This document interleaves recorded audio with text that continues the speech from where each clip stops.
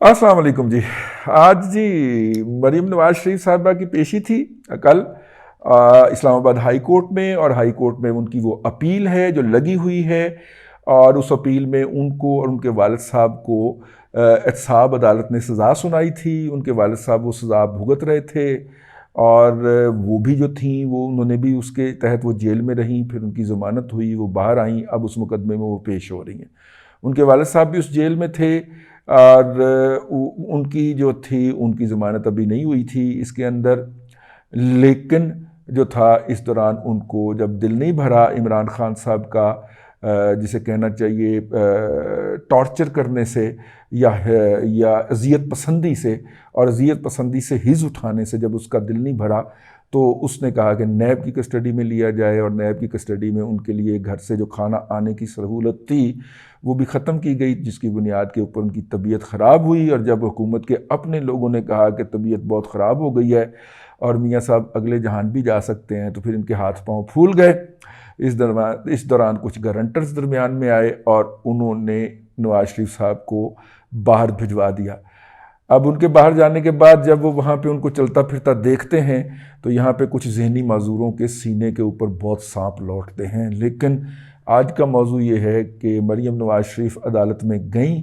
अब अदालत जो है, क्योंकि बस अदालत है तो फिर हम उसके बारे में कुछ नहीं कहते।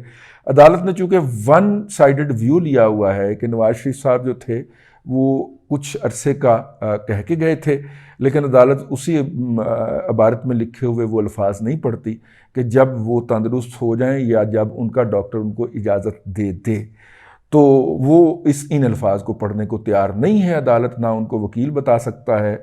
और वैसे भी अदालत ने वो मामला डाल दिया था सूबाई हुकूमत के ऊपर, और सूबाई हुकूमत जो थी वो ये बात मानने को तैयार नहीं है कि ये अल्फाज भी उस तहरीर में लिखे हुए हैं। लिहाजा उन्होंने अदालत को कहा कि जी हमें तो इन्होंने कुछ नहीं बताया। वो चीखते चलाते रहे कि जनाब असी दस्या है, वेखो है सर्टिफिकेट ने। उन्होंने कहा जी हम तो देखते ही नहीं, हम तो मानते ही नहीं इन सर्टिफिकेट को। लिहाजा उनको मफरूर करार दिया जाए। अदालत ने मफरूर करार दे दिया। अब कानूनी नुक्ता ये है कि क्या एक मफरूर शहरी का हक है कि उसकी अपील को सुना जाए। PMLN के वकला की ये ख्वाहिश और कोशिश कि जनाब इसको आप फ्रीज़ कर दें, बल्कि इसको हम वापस ले लेते हैं, और जो है ताकि जब हालात मुनासिब हो जाएं तो हम मुल्ज़म आ जाए तो वो दोबारा मुजरम आ जाए तो फिर वो दोबारा इसको प्लीड करे। लेकिन वो जो हैं अदालत जो है वो ये पॉइंट ले बैठी है कि नहीं जनाब इसके तो बुनियादी हकूक़ ही मुअत्तल हो गए हैं, क्योंकि वो करार पा गए हैं। किसे क्या कहना चाहिए। ये उसी अदालत की तरफ से फ़ैसला आ रहा है जिसके ऊपर जो है वो जनाब जस्टिस शौकत अज़ीज़ सदीकी साहब ने बताया था। ये उन्हीं सीटों से भी ये फ़ैसला आ रहा है कि किस तरह किसी साहब ने उनसे कहा कि जी आप हमारी 2 साल की मेहनत बर्बाद करने लगे।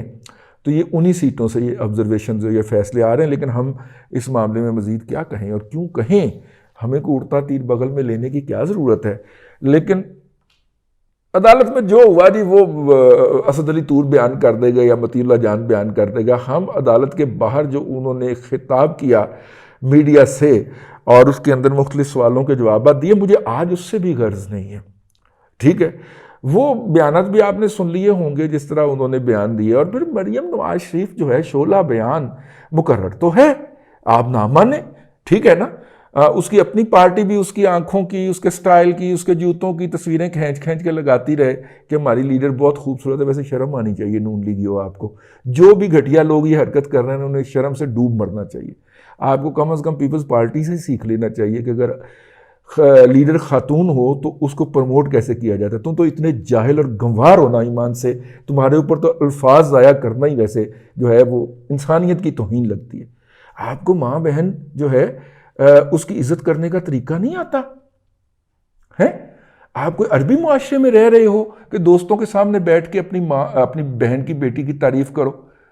ठीक है, आप पाकिस्तानी सब कॉन्टिनेंट के मुआशरे में हो और आप जो कर रहे हो इसे बस जो समझा जाता है वो लफ्ज़ में मुंह से अदा नहीं कर सकता। आप उनकी कायदाना सलाहियतों के तारीफ़ करने की बजाय आप उनके चेहरे के खदो खाल के ऊपर ज़्यादा जोर देते हो। शर्म आनी चाहिए आपको। अकल नहीं है तो कहीं उधार से मांग के ले आओ या किसी हमसाये से मांग के ले आओ। ठीक है, खैर उसा मैंने बहुत चढ़े ना थे। खैर उन्होंने जनाब खिताब किया बात और खिताब करते हुए उन्होंने मुख्तलिफ किस्म के ज़बरदस्त किस्म के जवाब दिए। और अब उन अल्फाज को आप मेन स्ट्रीम मीडिया पे भी चल रहे हैं, वैसे मैंने देखे उसके बाद मेन स्ट्रीम मीडिया पे भी चल रहे हैं, लेकिन मेन स्ट्रीम मीडिया पे ना भी चलें, वो सोशल मीडिया पे भी चलें, ठीक है, वो टेक्स्ट की सूरत में चलें, वो उनकी आवाज़ में ना भी चलें, इम्पैक्ट तो क्रिएट हो गया।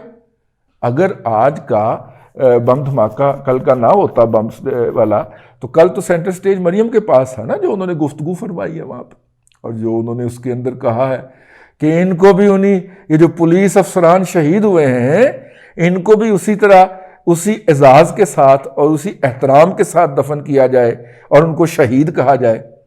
आपको पता तो चल गया होगा ये चोट जो है ये उन्होंने कहाँ लगाई है, और जहाँ पे लगाई है वहाँ पे बड़ी तकलीफ हुई है। तो अब सोच विचार इस पे शुरू होगी ना कि यार इसको कैसे रोका जाए, ठीक है, और यही मरियम का मतमय नज़र था, इसको कैसे रोका जाए ऐसी बातें करने से। इसको ऐसे रोका जाए कि इसको फिर तलब ना किया जाए, केस की लंबी डेट पा दो, ये कम आएगी यहां पे तो कम बोलेगी, ठीक है ना। तो लिहाजा इसको घर से निकलने और बोलने के कम से कम मौके फराहम किए जाएं, ये सोच किसी ना किसी जगह पे सोची जा रही है। इसलिए जो है वो अब लंबी लंबी तरीकें होंगी, और ख़ास तौर पे इन हालात में जबकि इमरान खान साहब खुद ही बोंगी मार के खुद ही उस पर छक्का लगाने के लिए कोशिश करते हैं, ख़ास तौर पे जिस तरह उन्होंने न्यूक्लियर के ऊपर किया है और जिस तरह उन्होंने दूसरे बातों के ऊपर किया है, और वो जो एक्सियोस AXIOS वेबसाइट को दिया गया एक जाली स्क्रिप्टेड और क्राफ्टेड इंटरव्यू जो है वो अपने ही एक जिसे कहना चाहिए मुफाद याफ्ता सोना सोना फरोश के चैनल के मूवी चैनल पे पेड एयर टाइम लेके चलवाते हुए रंगे हाथों पकड़े गए हैं। वो मतलब नए नए कट्टे खोलते रहते हैं ना जनाब इमरान खान, कौमी ज़िंदगी के अंदर नया नया कट्टा खोलते हैं। तो ये जो कट्टा उन्होंने खोला है वो उनको भी टांग करा गया है। तो अब हमने उनसे एहतजाज किया है कि हमें एडिट कर, मरे पेड कंटेंट को एडिट कौन करता है, ठीक है।